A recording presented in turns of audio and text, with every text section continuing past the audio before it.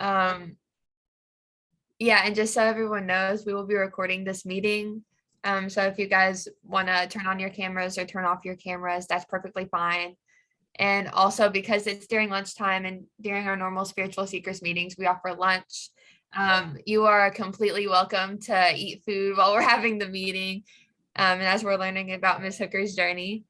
And so for our meeting today, like what the flyer said, we'll be hearing from Miss Alice Hooker, who you've probably seen around the MAC building because, you know, she's the MAC building manager. And so Ms. Hooker was born at a relocation center for people of Japanese ancestry, and she's also a daughter of missionary parents. And so we look forward to hearing from her and from her spiritual journey. And if anybody has any questions at the end of the meeting, we'll probably have a time and a space where we can ask her questions about her journey. So if Ms. Hooker, you wouldn't mind introducing yourself and, you know, we can get started. Hello, everybody. It's nice to see some familiar faces. Anna Shell, with whom I took a golf class. And Channing, I've known for eons. No, not really, but since he was a student here.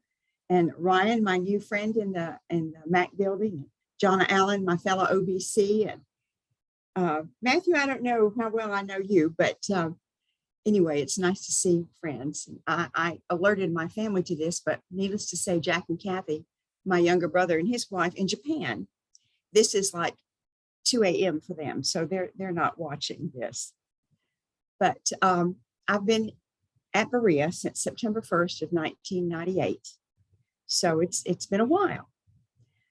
I will try not to get too long-winded in the different parts of my life. As I told them, I made myself an outline to try to keep myself on track because, I mean, I'll just talk. I just go, and sometimes when I'm talking, I'll think about something and I'll forget where I was going. You know, I go down that rabbit trail and that rabbit trail. So hopefully I will keep myself in line here. So one of the favorite verses in my family says, our lines have fallen in pleasant places, yea, we have a goodly heritage. And that is so true. I come from a strong Christian background. My great-grandfather, Shepherd, was a pastor after he returned from the Civil War and his service there. My mother's father was a pastor and a seminary teacher. He taught my father's father in seminary. So the families knew each other way back. My mother's older sister, her husband was a pastor. The youngest of her 3 brothers and his wife were missionaries to China. You know, so it goes on. And I'm so grateful for that.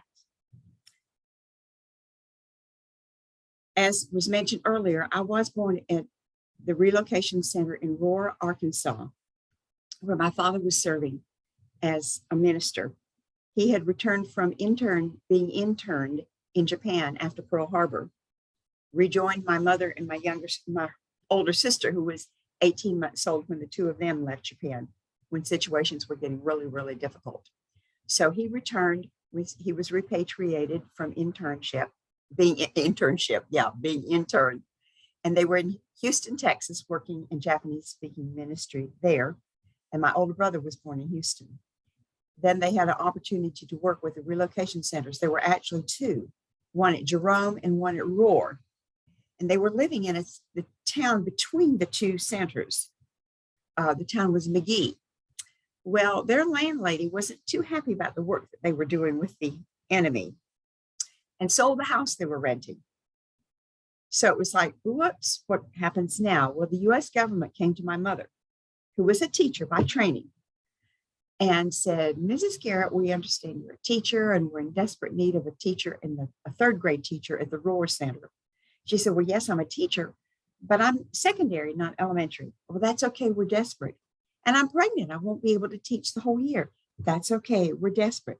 So God worked it out that my family had a place to live on the grounds of the Relocation Center. We have some pictures, and I have the Red Cross yearbook. I can't put my hands on it right now, but I have the yearbook from there and it has different pictures, and we had photographs, and it shows, you know, here's the guard towers, here's the barbed wire fence.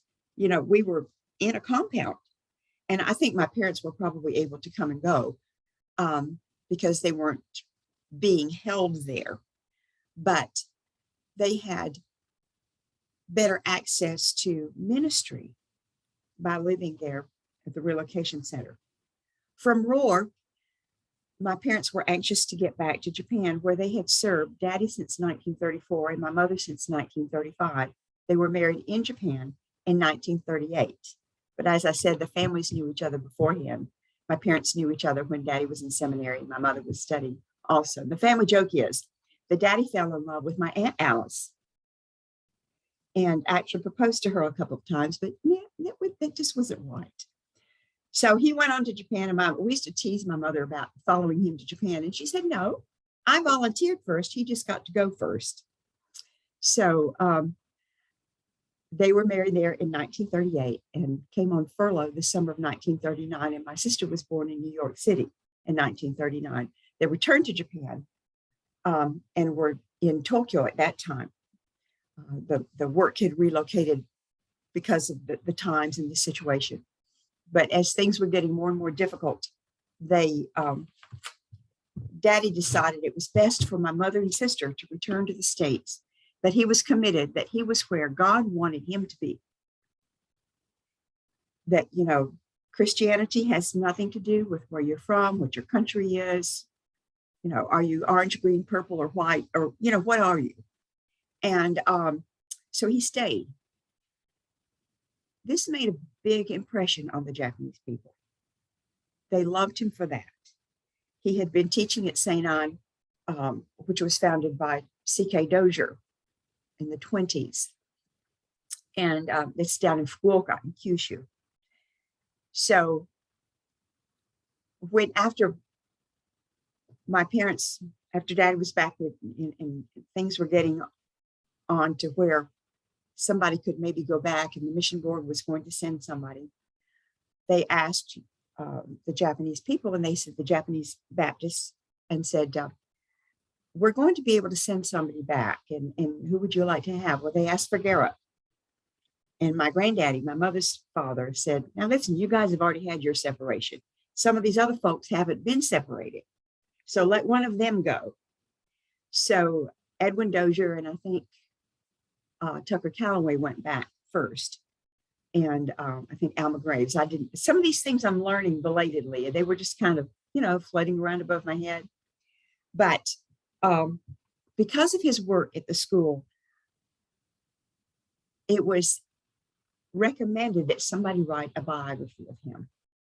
And Dr. Karen Schaffner, who came as a missionary after I was long gone to college, got some of the papers that we had saved, and this book has been published, a biography of my father. The first part is in Japanese, but the second part is the English manuscript that Karen wrote.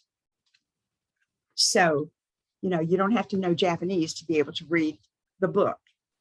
And I've just learned yesterday how to find that link to Amazon Japan, and it is available in Amazon Japan, and they will send things to the States. So I'll, share that with, it's got more pictures in the Japanese part. And there's one picture see if I can show it. Where'd it go? When we went, I was starting to say, we went to Hawaii first to be closer to Japan, to kind of hopscotch our way back. And I had my first and second birthdays in Hawaii. Of course, I don't remember that part. I have visited since, but come on. My early days, living on a college campus is wonderful. We had the run of the place. We had to stay in earshot of my mother's whistle. She'd blow 3 blasts on that whistle, and we had to come running.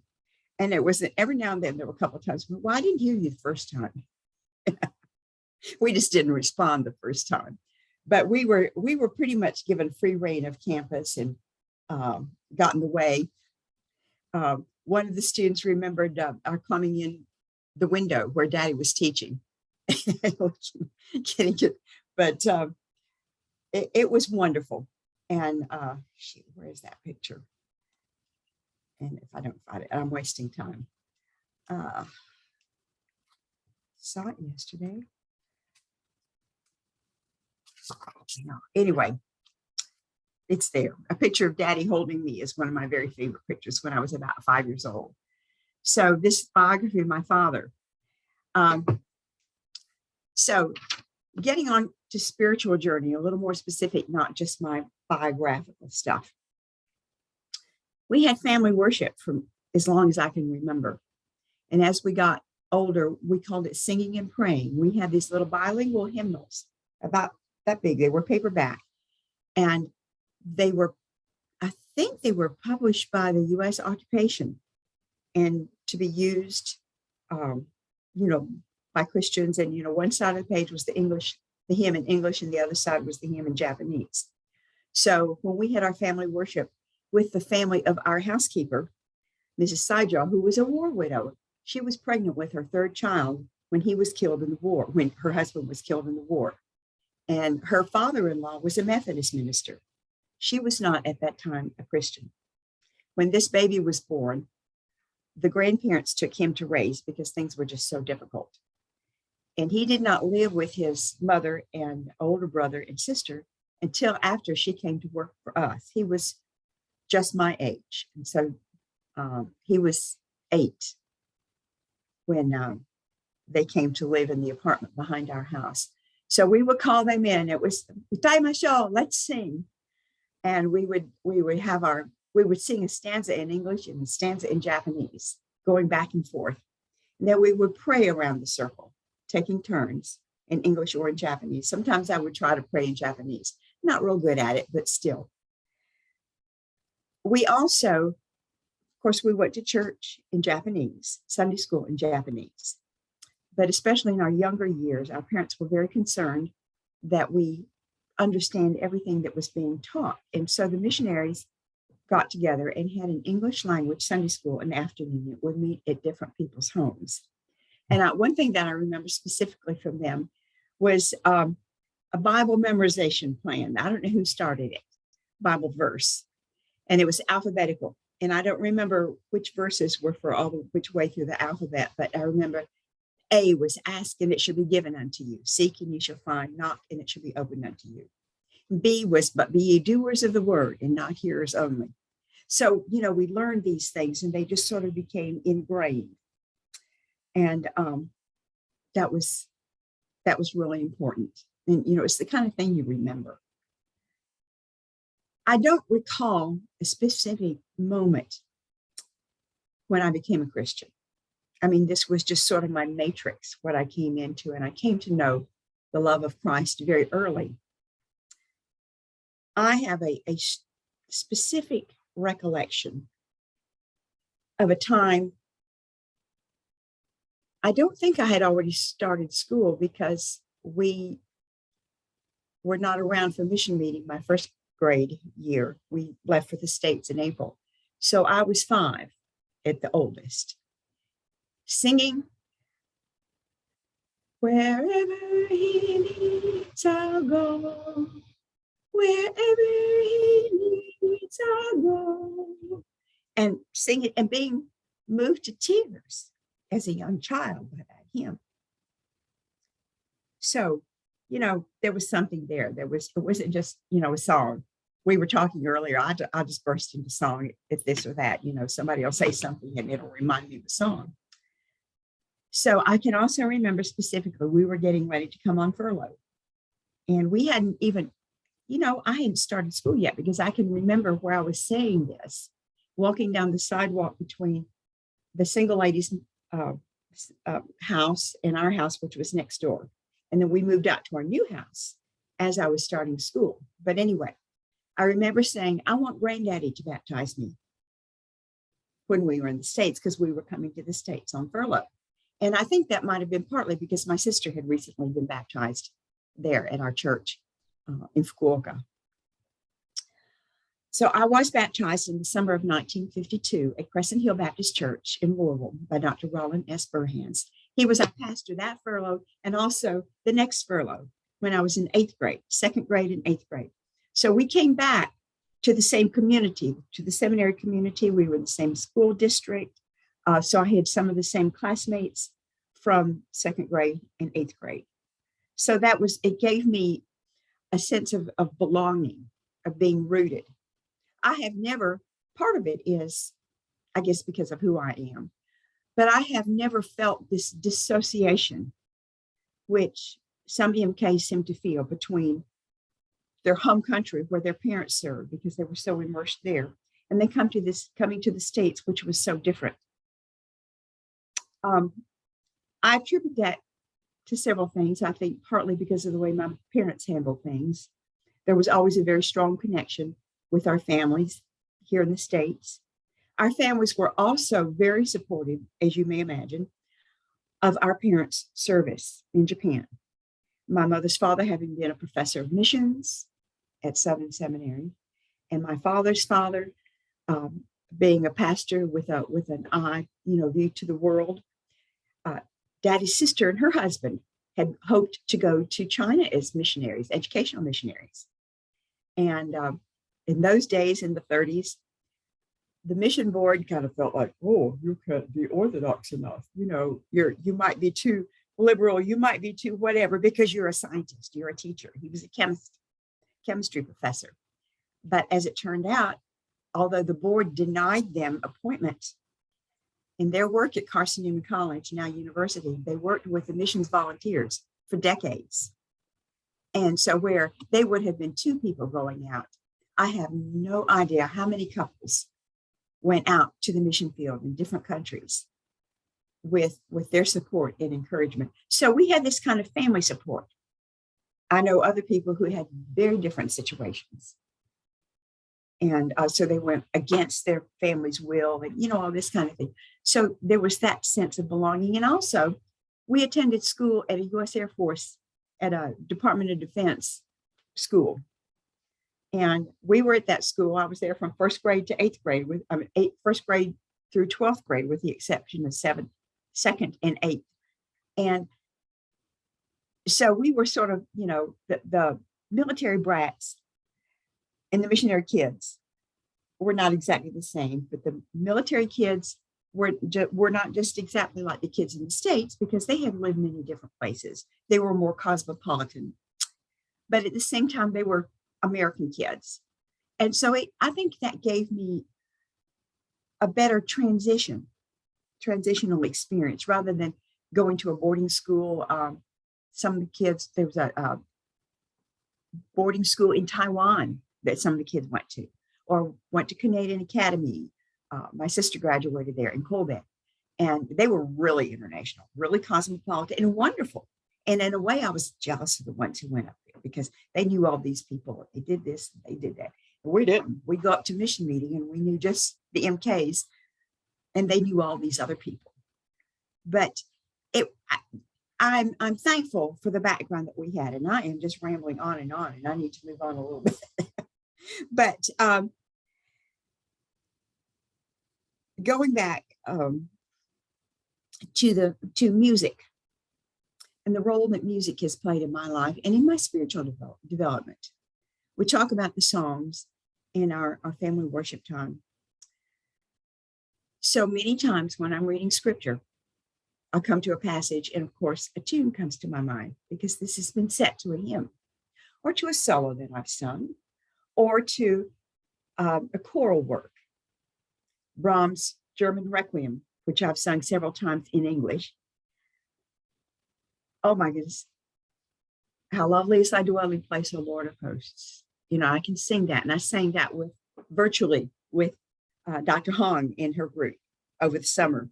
Just so many things. And the music just infuses. And my husband laughs. He's a minister. He's not a pastor right now, but he's, he is really steeped in the word, and he knows it. And he laughs. He goes to church for the preaching, and I go to church for the music, which is only partly true. 2 churches, which became my church home, I latched into because of the music. And it was like, I said, this is home. This is my church. When I was in South Carolina teaching at North Greenville College, Taylor's First Baptist Church, I walked in and they're singing How Lovely is Thy Dwelling Place from the German Requiem, one of my all-time favorite choral works. And I said, this is it. And then when I came to Lexington to do work at UK, I knew some of the staff members because of the seminary connection. The brother of one of my seminary professors was on staff at Emmanuel, and he and his wife were helping me find a place to live. And he contacted their minister of music, who immediately invited me to sing a solo. He never met me. So the music program at Emmanuel Baptist Church drew me in. And so this has been sort of my thing. And I've taught music. I'm not doing music professionally now, but it's always a part of me. You don't have to do something professionally for it to be meaningful to you. I majored in church music with violin emphasis. And after I graduated from college and did a violin recital, I hardly touched the violin for years until I was invited to play with the orchestra at Asbury. And I loved it. I thought, oh, what fun. Well, then came to Berea and there was no opportunity. But several years ago, I got the opportunity to play with Megan Hoffman's husband, Charlie, Roger Jones, his wife, Libby, taught English and creative writing, and Dr. These artists don't always get the doctor, but Les Pross, who had been an art professor, and Jenny Kiddick, who was a public school music teacher for decades, and Marlene Payne, who was in Child and Family Studies. Well, of that group, Roger and Charlie and I are the only ones left. Jenny died just this past week. I went to her 90th birthday celebration at Union, so she was amazing. But so, I enjoy playing, but it's not, I've had my violin at home since I came home for break. Haven't had it out of the case. It's not, I love it, but it's not what I do. So what do? I was working on my doctorate in music at UK when I met my husband and we got married. And all through life, I have wanted to be a wife and mother. I love kids. I'm good with kids. I wanted to have at least 4 kids. Being the third of 4, I like big families. And I've always said if my parents hadn't had 4 children, they wouldn't have had any grandchildren, because my younger brother has their only 2 grandchildren. But when I was going to college, I wasn't thinking about a career. I was thinking about becoming the best educated, the best trained person I could be, the best mother I could be, because I've always, from the example of my parents and what I've read and just experienced, parents are their children's first teachers. Sometimes they're not very good ones, but I always wanted to be the very best one that I could. So I never felt that my education was wasted. In our family, it wasn't if we go to college, but when we go to college. I mean, that's just the way it was. Both my grandmothers had college degrees. Who knew? Daddy's mother was his first Greek teacher. He went to her as a little boy, and I want to learn Greek. And she had studied it in college. So she got him started in his Greek. So, I'm sort of an oddball. I'm not like everybody. I'm not the typical Berea person, if you will. I'm not better. I'm just different. But all these years and all this, and I talk about my family and all the wonderful things about my family, something that I have to remember is that God has no grandchildren. Each of us has to have a personal relationship with Christ. We don't inherit. We're not, well, my parents are this, and I'm this, and I'm that. I'm not what I am because of what my parents were. I'm what I am because of my relationship with Christ. And it's up to me to develop that. I haven't always been all that good about developing that. As I've said, my scripture is like through my music and this and that. And I have not been good about having a personal devotions, Bible study time, until about maybe 10 years ago. And so every morning, first thing, when I get up, having my coffee before breakfast, before coming to work, because I get involved in everything else. And by the end of the day, there's no time. But first thing in the morning, I do this. And I've done it differently. I've just sort of had flipped back and forth between the Old Testament and the New Testament. Last year, I followed a plan that was in the back of my Holman Study Bible, or read the Bible through in the year, and I've completed that. Well, this year I have started out with we're contributors to Samaritan's Purse, and they send quarterly like Bible study guides and prayer guides. So I decided this year I would do that. And so they have for this day, you read these, this is your passage for the day. So I've been trying to do that. Sometimes their passage is a little bit long and I have trouble getting through it for that day, but still that's important. And it's meant a lot to me that I can't neglect that part of my life. And I mentioned my husband's being a minister. Before we even met, I had been engaged 3 times. So it's not 3 times the charm, 4 times is the charm. But that was an almost instantaneous connection. We saw each other first on October 8th. We met on October 15th. We had our first date on October 22nd. And before or after midnight, 28th, 29th, he asked me to marry him. And I said yes. That was 43 years ago. We just celebrated our 43rd anniversary. So we met in October and we married in January. So there was just, that's not to say it's always been easy. Goodness gracious, no. Relationships just aren't, and anybody who says, oh, we've never argued. Well, you've never gotten down to the nitty gritty on your relationship. So, and sometimes the nitty gritty is pretty gritty, but there's never been a doubt in my mind that this was right. Alice, I think that's a good place for us to pause and maybe take some questions, because you shared so many nuggets of wisdom with us that we have to kind of try to grab a hold of at least a few of them with some questions. So I'll start us off, and others, you can just raise your hand and I'll ask you to unmute to ask your question.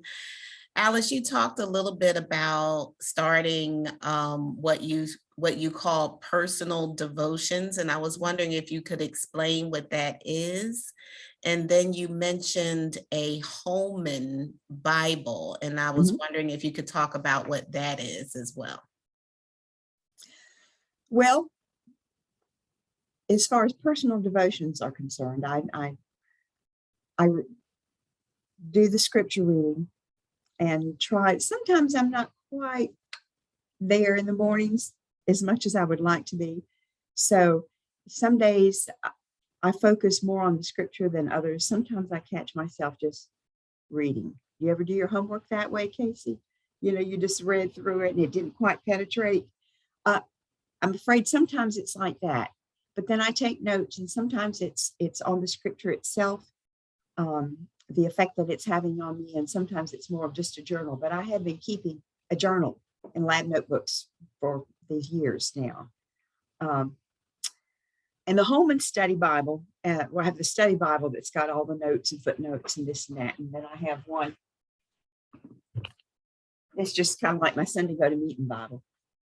Not as big, but the Holman is one of the newer versions. And my husband, being the Greek and Hebrew scholar that he is, he taught himself Hebrew, and he's really into that. He had some Greek study in college, but it was like the classical Greek. But he has been working on his Greek since about the time we were married. And he does his Bible study in the original languages.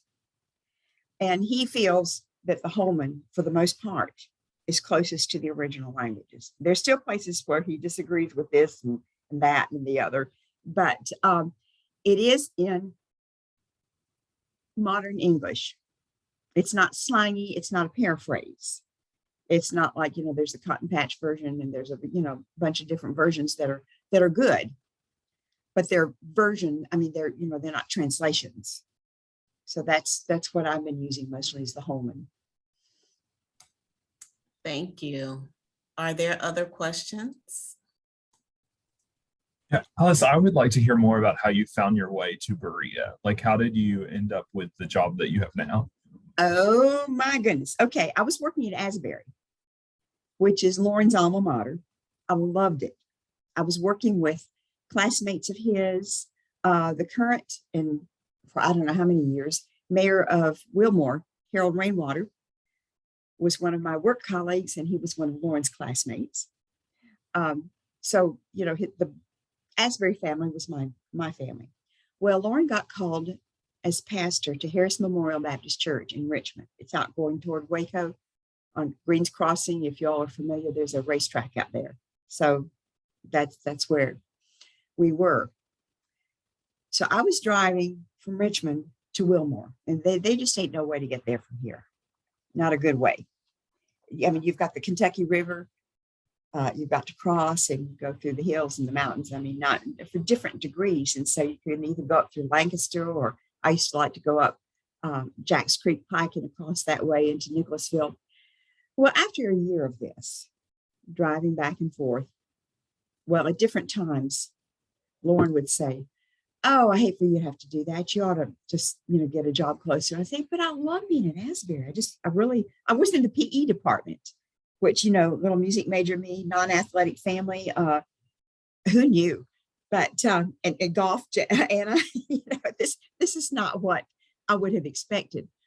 But the opportunity to work at Asbury had come. So I was delighted to be there, working working with students, working with faculty, because I had been a student for many, many years, and I had been a faculty member on the college level.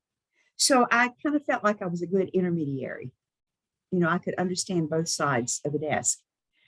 So anyway, after a year of this, or Lauren, I would get, "Oh, I'm so tired. I want to, do something else." And Lauren said, "Oh, I hate for you to have to work, but if you have to work, I'd like you to be at Asbury." So finally, we kind of hit the same point at the same time. And I checked the paper, and there was this ad for this position, the science librarian. And I sent in my resume and got very quick response saying, "Thank you, and we'll send this on to the people involved." I also had an interview I'm not even sure what it was, in Richmond set up. Well, the day of the interview, they called Lauren and told him that they'd already hired somebody. And I thought, well, this is really weird. Why would you set up an interview with a candidate if you've already hired somebody? Wouldn't you want to see that person? But anyway, so this was in July, and on Thursday, I got a phone call from this deep voiced woman. Channing, you knew Hamdy, didn't you? Hamdy Kemp. And she had this very deep voice, Hamdy, Hamdy. And I just learned that one of her grandsons is the one that's opened a new candle shop where the Dulcimer shop used to be. So anyway, she said who she was and that they had gotten my information, and they would like for me to come in for an interview. And I said, "Well, when do you want me to come?" "Well, can you come tomorrow?" Well, my boss was out of town. Things were kind of quiet. So I said, "Yeah, I can do that." So I came to work in the morning and worked till, I don't know, whatever time, 3:00, and drove straight to Berea, had my interview, met in the old science library.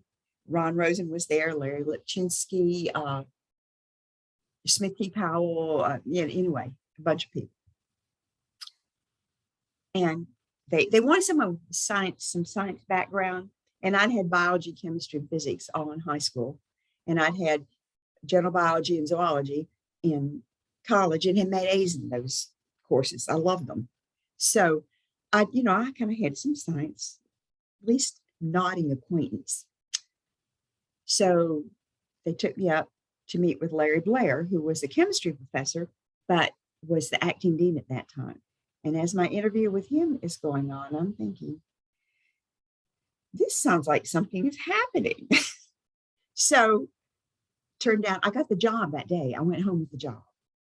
And I'm driving back to Richmond. I go, "Oh, calm down, calm down." I was so excited. I mean, it was a good raise. And it was like, I was going to be like a 15-20 minute commute as opposed to an hour plus commute and, all this. So that's how I came to be at Berea.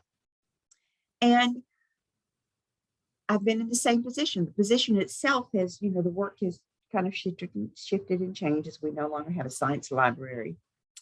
But that's where I am.